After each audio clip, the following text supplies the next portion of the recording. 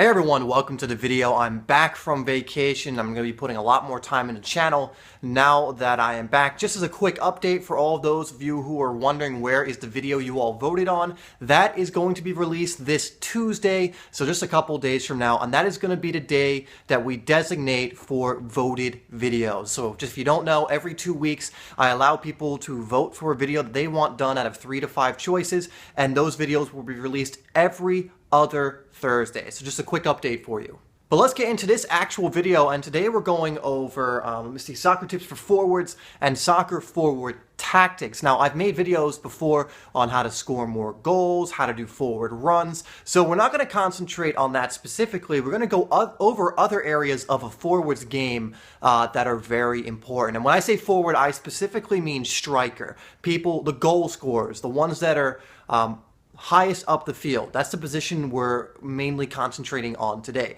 So I have a video that goes over goal scoring, and if you want to see that, a bar will come across, and I do recommend you see that because many players have told me that after watching that video they've scored 2, 3, 4 goals in games. So definitely take a look at that. And I also have another one for forward runs, which will come across right now. And I'll put both of the links in the description. But today we're going to be focusing on 3 other things that are very important for forwards, and in combination with the other 2 areas I went over, the goal scoring and the forward runs, you can become a very accomplished striker. So what is the job of a forward outside of just scoring goals? Because a goal scorer or a striker who's scoring goals, that's usually the most important part of their game.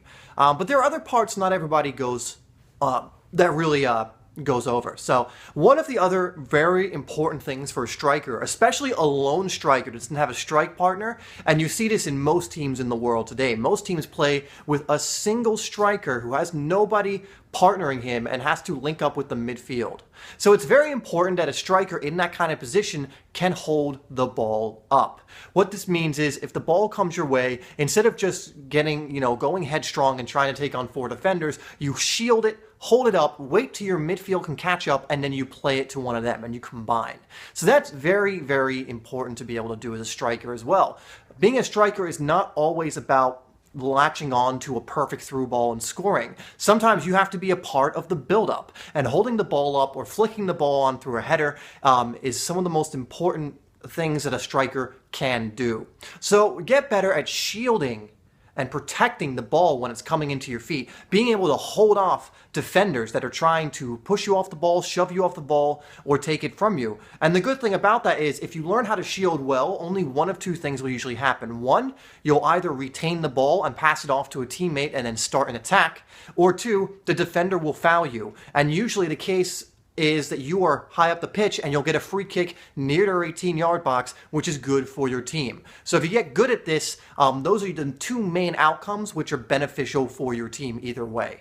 So even though I know I said I had a video on forward runs, I want to just go over it briefly again because not every striker can hold the ball up. There are some very diminutive strikers that are short and very skinny, which aren't going to be able to hold the ball up for too long against a very bulky center back. So what these players tend to do is they are frantically running across the back line, causing trouble for the defenders. So if you look at a player like Jamie Vardy, who all of you should have heard of by now, or Harry Kane, although Harry Kane is actually pretty good at holding the ball up, what they'll do is they'll run into channels, they'll run behind, they will draw defenders away from them and open up space.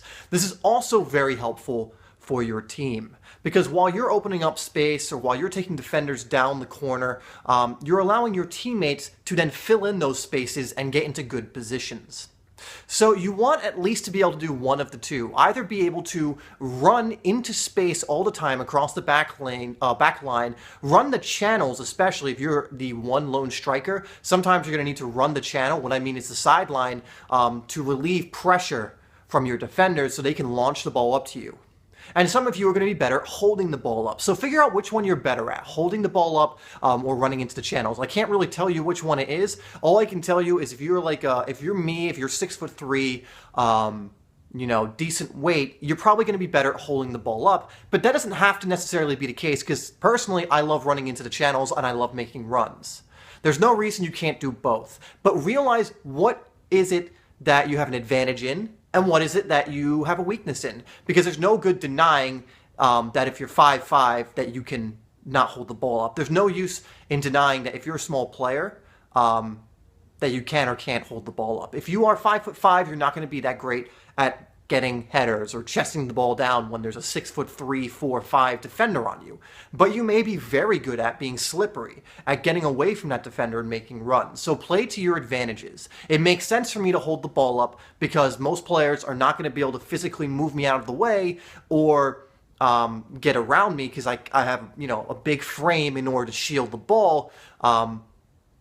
But it doesn't mean I couldn't make the runs as well. But I'm going to play to my strengths and go to that first, but always mix it up. So know which one you're better at, know which one you're more built for, and start doing that in games, whether it's making tons of runs across the back line, or whether it needs to be a good hold-up game, okay? So that's two other things a striker can do to improve his game and actually really needs to do to get involved in the match more. And the final one applies to whether you're diminutive, whether you're big and bulky, whether you're tall and skinny in my case.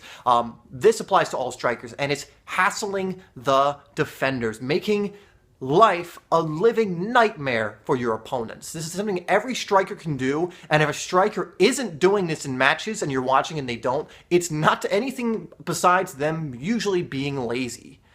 All the hardworking players do this, and whenever you see the hardworking players do this, usually the commentary the commentators use over these players is you can't get a moment's break with these guys. They hassle the defense. They make things happen.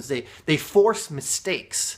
I always relate Luis Suarez to this. Actually, Jamie Vardy as well and Harry Kane are two others you could relate to this, is they're always working hard up top. They're defending from the front. They're not giving defenders the time to rest or the time to make decisions. They're closing them down every single time. Well, if you're a striker and you don't close them down, and you just kind of look at them and let them decide what they're going to do, it's going to be very easy for them to clear the ball or pick out a pass. But if you're hassling them and you're hurrying them, now they have to get rid of the ball quickly somehow, or else you're going to take it from them and have a goal-scoring opportunity. And when defenders panic like that, they usually just kick the ball anywhere, and there's a huge chance it's going to be kicked to one of your teammates who then puts you in or sets off an attack. So get in the habit of just hassling defenders. Make their life miserable. That should be your goal when the defense has the ball. You should be thinking, how can I make, legally, within the rules of the game, make their life a living hell right now by chasing them into the ground. So this is something that can apply for every striker. And what I can tell you is coaches, fans, other players hate it when their striker doesn't work. One thing I can relate it to is I'm a Liverpool fan and we just got a striker named Christian Benteke, and one of the things we hate about him is he appears to be so lazy. He doesn't work. Very talented player, but he doesn't put in the effort we need from him. And I would rather have Benteke costs £32 million. I would rather have a £2 million buy in their youngster, like a Danny Ings or someone who's willing to work but is not as talented, than have a talented person in there who's not going to work. Every single time. Remember, hard work outweighs talent. So if you're a striker, make sure you're also buzzing around the back line, giving those defenders a hard time, and you'll be amazed at what comes out of it.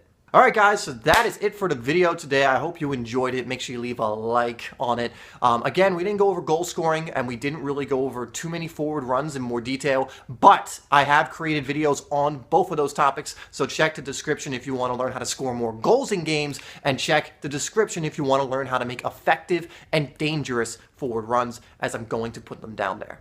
And also, voting has ended for the video that is going to be released on Thursday, but voting has now opened for the video that's going to be released, I believe, on the 18th, or the week of the 18th on the Thursday.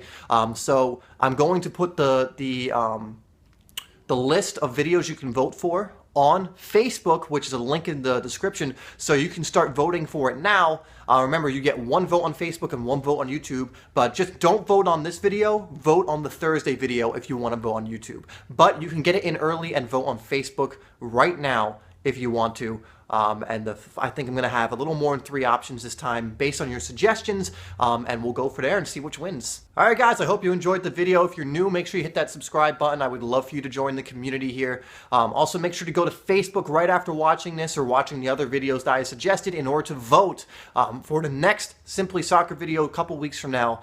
This is a thing I do to make sure you guys get the videos that you want, or at least the video that most of you want. And also leave a like on this video. Make sure you are practicing all of these things I've talked about today, and I will see you on the next video.